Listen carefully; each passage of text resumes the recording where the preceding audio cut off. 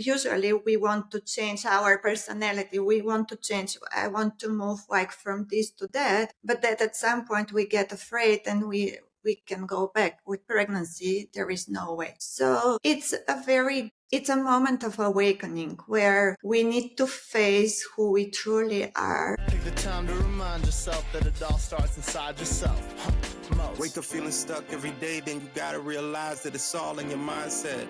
Read about the meditation, you go get around to it, you just haven't had the time. Yeah, I bet. Best thing that you could invest in is you. Could have the results or could have the excuse. Only one life, so take care of what you choose. And I ain't preaching, I'm just telling you the truth. Wake up. Hello and welcome to Bombastik Broadcasting with Kat, Kim, and Sue. As you know, here at Bombastik Broadcasting, we believe in shining the light on all things bombastic and illuminating the folks who are stoking the fire in their souls one podcast at a time.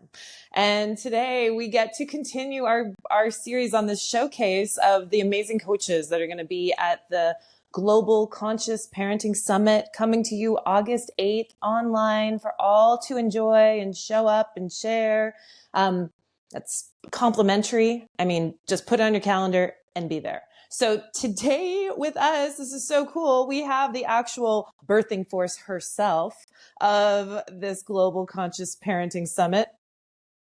First one ever, right? More to come, hopefully in the future. But this is the wonderful and inspirational Alia Miloucheva, and she's coming to us from Bulgaria. She has a beautiful name that hopefully I didn't butcher too hard. I'm so happy to have you here with us today, Alia. Welcome.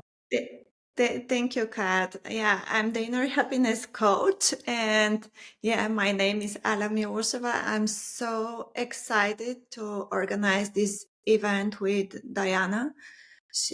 We are co-hosting it, and it's like really exciting.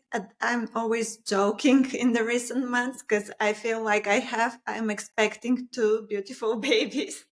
That's great. Yeah. One is the summit, and yeah, I'm really excited to host so many amazing coaches from around the world and to give them this opportunity to spread the conscious parenting around the world, because I really believe it's something that we all need as humans, not only as parents, actually. Absolutely.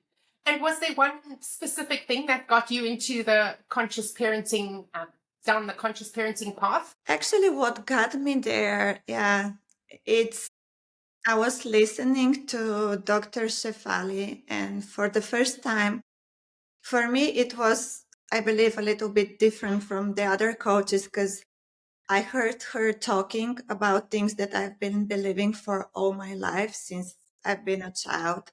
For me, it's been very difficult to understand why we as adults are not connected to our children, why we are not present, and why we are not authentic, why we are stopping us from being like somebody else.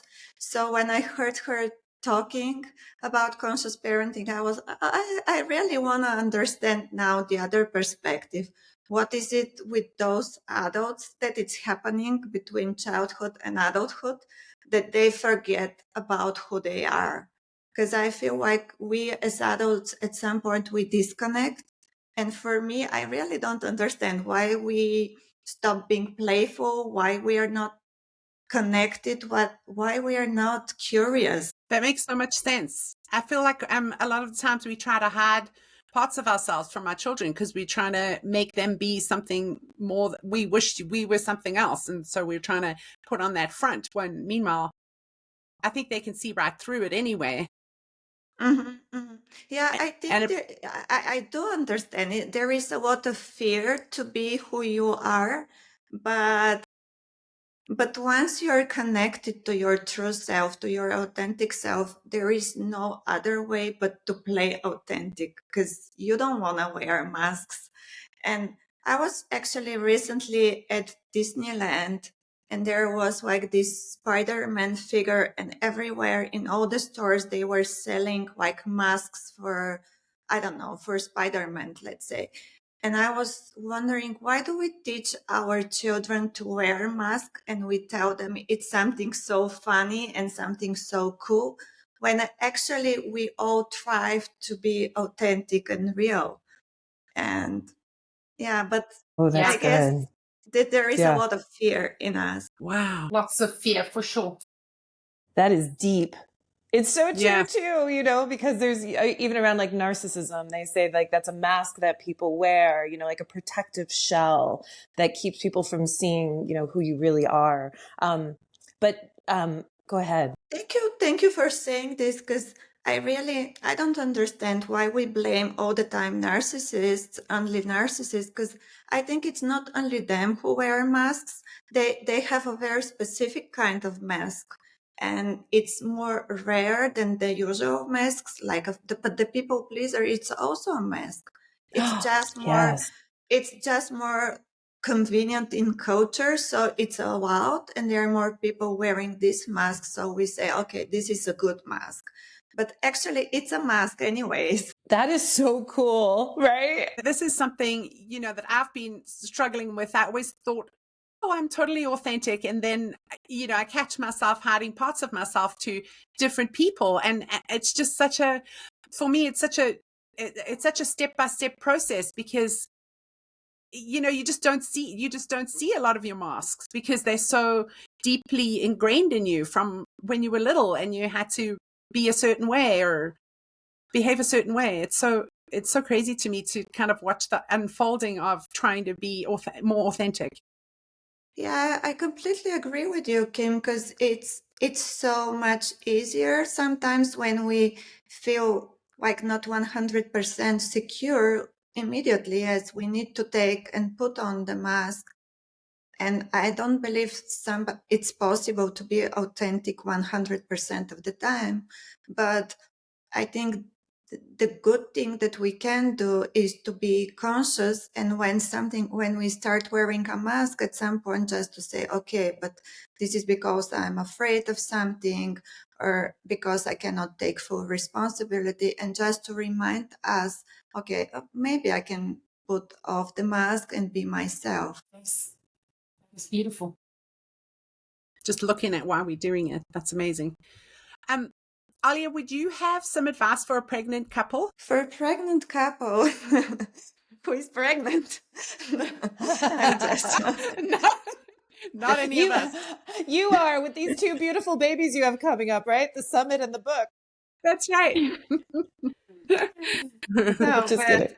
but yeah, when a mom is expecting a child, I think this is the moment we actually. I was thinking this is one of the moments when we shift identity, and there is no going back, because like once you're pregnant you cannot go. Usually we want to change our personality, we want to change, I want to move like from this to that, but that at some point we get afraid and we can go back. With pregnancy there is no way.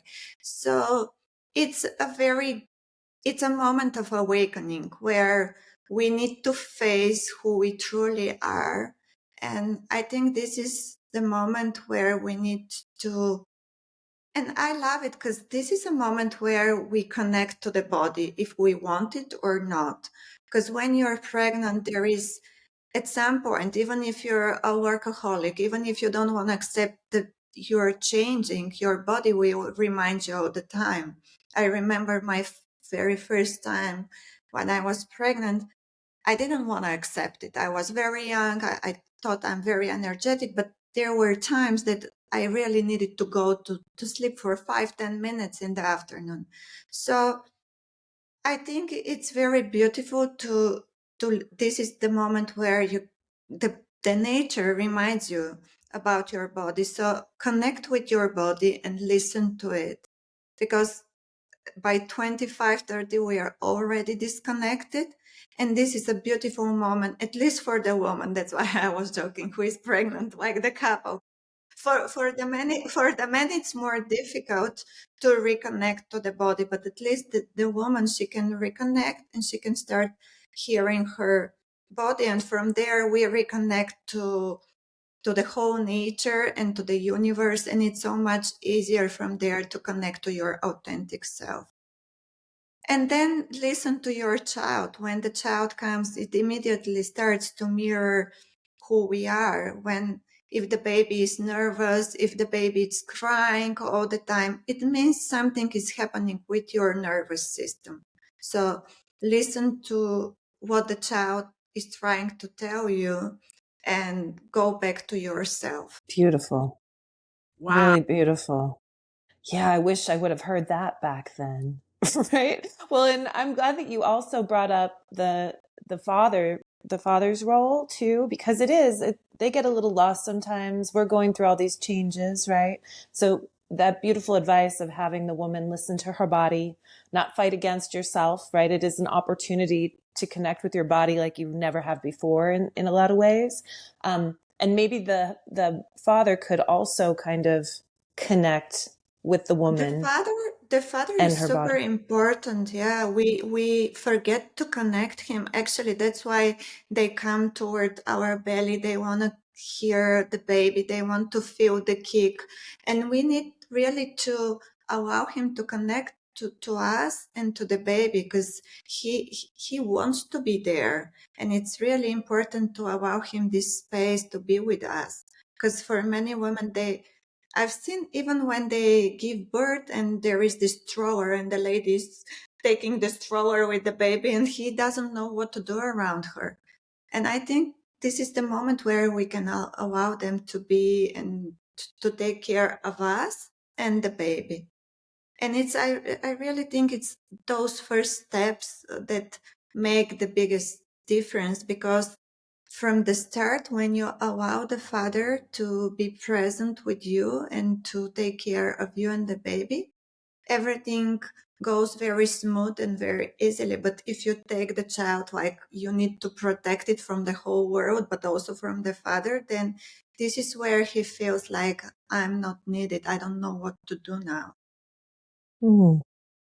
I think that's such an important piece of everything that we don't think about. And a lot of times we're sort of almost raised to do that, like to say, well, dad's not quite able to take care of you properly, but he's close. But, I think that's a very...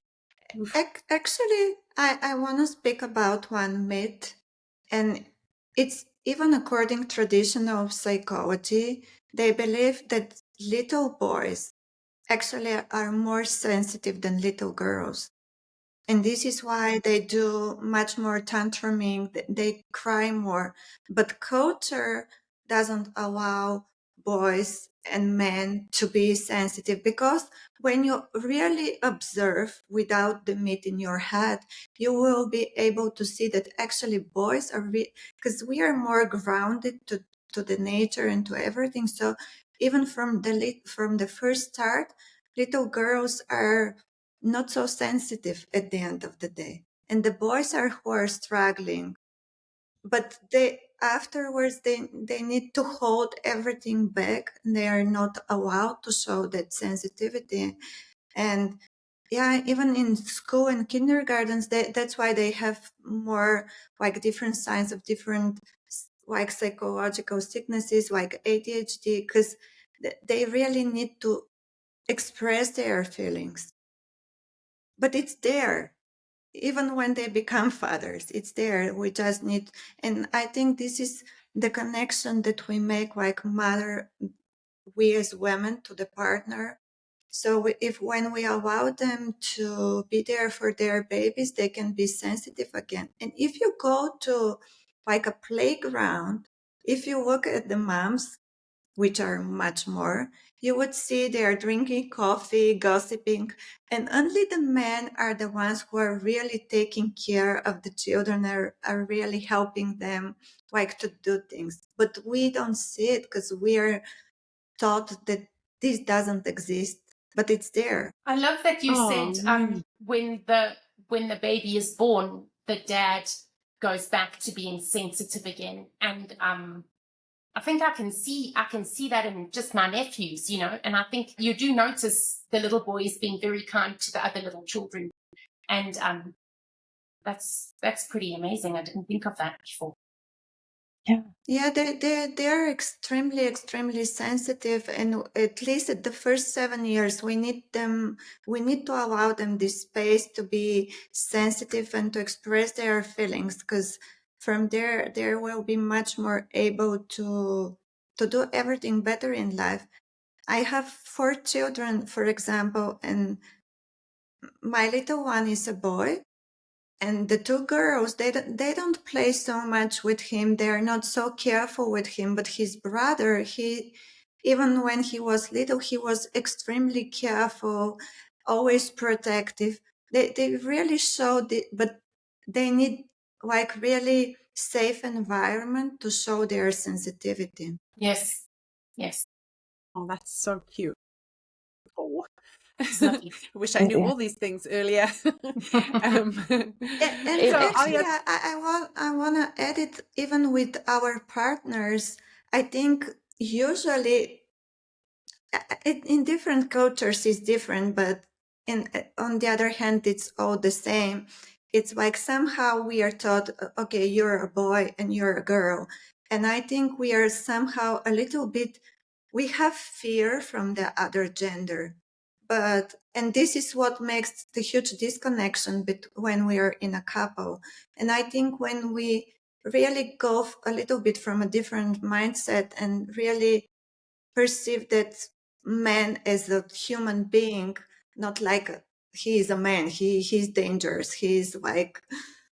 So when we connect with the man, we allow him this safety to be sensitive and very caring with us. And I observe it, but we really need to connect with the man and with his true essence, not with his ego, because he's also afraid to show this sensitivity. So usually they come from the ego and they show, okay, I'm so strong.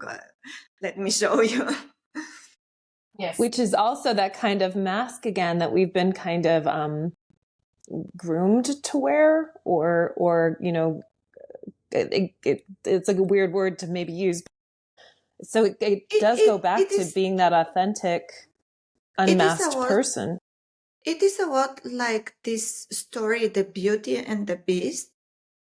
And I believe we so strongly believe, well, I'm the beauty, but not only beautiful, but I'm like so vulnerable. And he's this beast who is going to do something with me. It's so much like the story. And I believe like we all need to go back to that story and read it over and over again, and to really deeply understand why he becomes a beast and when he becomes a prince. Because only when the beauty connects to his soul, this is when he becomes a prince. And before that, he's just a beast and she's afraid of him. That's gorgeous. I think you definitely need to rewrite the Disney on that, in a series of many rewritings of Disney, maybe. well, I think she's saying that it is actually beautiful, because when she connects to his soul, then he stops being the beast, right? Right. Yeah. Well, I guess yeah. that isn't a rewrite. I guess, yeah, I do need to watch that again. Thank Modernize you, it. We I think you were just saying. modernize it. We just need to watch it from a little bit different perspective and to see Yes. when he's, because we think he's a beast and she does something, but what she does, it's really just connecting and trusting him and trusting that he is a good man. Because we all go into this relationship and we are not 100% sure that this man is a good man. We want him to be, but we don't trust men. So what we need to do is exactly what she does, like a little bit forget your old family. I mean, not in a bad way, but forget that you're stuck there and connect with your partner and be present for them and trust him. Because if you go back to the story, I think she goes in in his house, let's say, and they live together, and he's almost becoming a prince, but then something happens and she goes back to her family. She goes back to her sisters and to her father, and then he gets very angry. And this is what we usually do. We forget, we go into partnership, we marry someone, but then we go back to our families, and then our man becomes very angry, so because he wants to build a family with us, he wants us to be present with him. And only when she goes back, and only when she really says, I'll be with you, this is when he becomes a prince.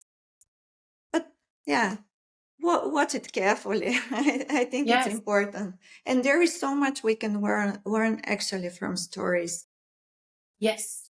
And speaking of stories, Alia, will you tell us a little bit about your new book that's coming up? Oh, yeah, this is my other baby. This is my other baby. I'm even joking, they are like twins, but they are not identical. I love joking a lot. But yeah, this is my first book, and it's about connection, and it's about how to go back and to reconnect to your true essence, to your true self. So I'm sharing everything that I've learned in life through experience, through mistakes that I did, but I'm trying to find how do I reconnect with myself, how you can connect to your partner, how you can connect to your children, but also there is always a greater cause. So how to reconnect to nature and to the universe, because everything that we experience in life, it's energy. And how to reconnect to your energy and to be more empowered and more present. So this is basically what I'm trying to explain. And I just try to be very practical, very playful, very curious. I give like simple things for people to go back to this present moment and just to remind them. That's beautiful. And when is your book coming out and where can we get it? The book is coming out with the Conscious Parenting Summit, so I will announce it on my website and it will be available online for the moment. That sounds lovely. Great. Thank and you. before we go, I wanted to ask you a little bit. You have a page on your website about the butterfly garden. Can you tell us a little bit about that? Because that looks amazing. Yeah, my website is oim.eu, and actually my concept is about like finding who are you actually, all that you are. And the butterfly garden it's more towards women, because I think in this world we forget and we try to be very much into the masculine energy, which is good. But I think we have those two energies, feminine and masculine. But in order to feel authentic and to be connected to our true selves, it's really important to go back to our feminine energy and to allow us to be who we truly are. And the butterfly garden is to remind us a little bit, because we constantly constantly try to prove something. But feminine energy is more to creating a beautiful garden and to attract butterflies towards us, because our energy is more to sit still and to be beautiful and to be attractive and to make people come towards you. And my early age, when I was younger, I was also trying at some point, I was myself, and I was also trying to chase. But this is when you don't feel 100% confident. And when you go back towards you, you just relax and you know, like everything will come towards you. And I think this is a gift that we all as women have, like the connection, like the intuition as well. And we just need to be more grounded and to allow it. It's in there. And this is how we attract men. We attract everything towards us. Beautiful. Jeez, You're making Alia. Kim cry a lot today. Yeah, you have me blinking back tears every 2 minutes. Ah, Thank you for all those beautiful words. Holy cow. thank you. Thank and you, also ladies. yeah, thank you so much to you and Diana for this amazing summit that's coming up. I think it's going to be earth-shattering. And Yeah. here at Bombastic Broadcasting, we like to say that a rising tide lifts all boats. So on your website, It's o-i-m.eu. perfect. And so you offer one-on-one coaching. And do you have courses as well, or just the one-on-one coaching? I really want to have courses in the very near future, but for the moment, I Yes. offer one-on-one coaching. I have 3 discovery sessions. Sometimes they are all booked, but you can find some if you book in advance. So yeah, I do one-on-one Wonderful. coaching. Yeah. Wonderful. And thank you Lovely so stuff. much for supporting the Global Conscious Parenting Summit, because it's very big for us. Thank you all. Absolutely. It's been our pleasure, 100%. And to our listeners, be playful, be authentic, and be curious about what your child is teaching you.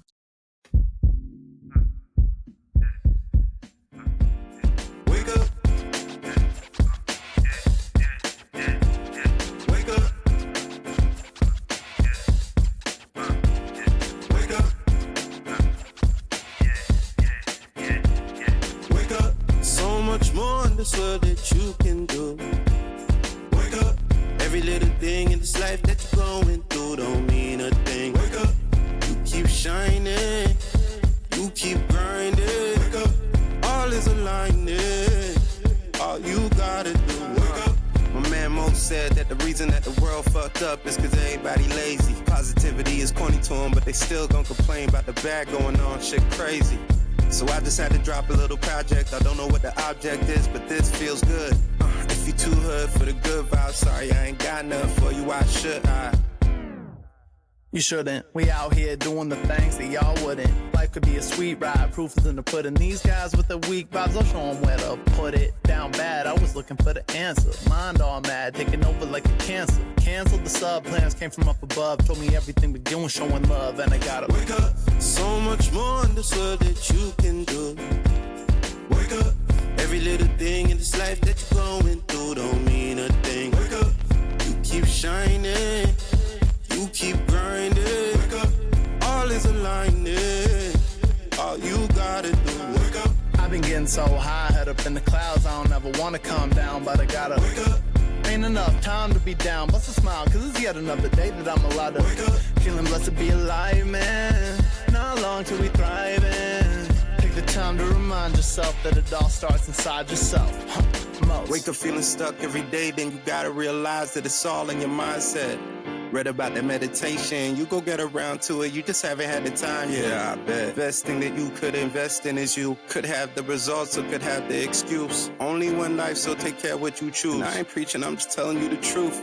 Wake up. So much more in this world that you can do.